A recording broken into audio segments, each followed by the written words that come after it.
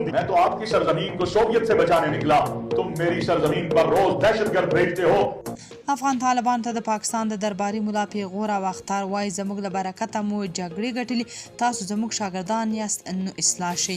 جزئیات هم دلته وګورئ او چینل هم سبسکرایب کړئ. وروسته له هغه چې یو افغان ملا وویل چې پاکستان کې جهاد روا دی او باید اسلامي نظام پکې قایم شي، پاکستانیان سخت غوسه کړي.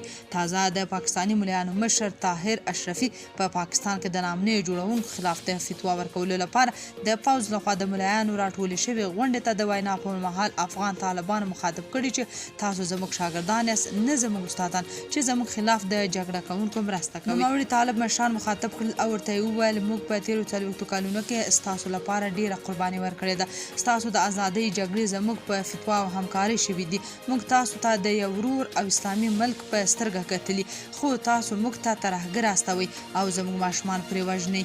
زموږ ځوانان ستاسو د دغه ازادۍ ګټلو لپاره خپله وینه قرباني کړې ده، اوس فیصله تاسو کوئ چې کومه خوا درېږئ، د هند او اسرائیلو او که د پاکستان.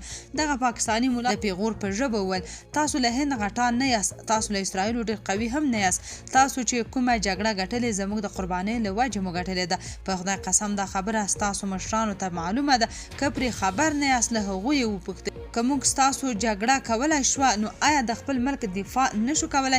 عجیبه خبره ده، تاسو زموږ ورونه یاست، موږ ستاسو لپاره ډیره قرباني ورکړې ده او نور درته وایو چې بس کړئ، ستاسو لپاره موږ فتواوې ورکړي دي، خو عجیبه ده د هغوی چې قل هو الله نه ده زده نن زموږ خلاف فتواوې ورکوي. مولانا طاهر اشرفي په دې غونډه کې طالب مشرانو ته په غوسه وویل اوس تاسو موږ ته فیصله کوئ چې زموږ د هیواد قانون شرعي نه دی، موږ ستاسو شاګردان نه یو، تاسو زموږ شاګردان یاست. که زموږ تقي عثماني صاحب دا ثابته نه کړه چې زموږ د ملک قانون شرعي دی او له ډیرو لوی اسلامي هیوادونو زیات اسلامي نه دی، نو بیا به زه ستاسو د مشرانو خبره ومنم. دا زموږ ملک دی او موږ به فیصله کوو. تاسو څوک یاست چې زموږ د ملک فیصله به کوئ؟ تاسو خپل تاریخ ولولئ، زموږ پوځیان شهیدان کیږي، موږ پرې یو بل ته مبارکي وایو، ماتم پرې نه کوو، موږ دا ټول د دې ملک لپاره شهیدان ورکړي دي، زموږ هر نسل له خپل پوځ سره ولاړ دی.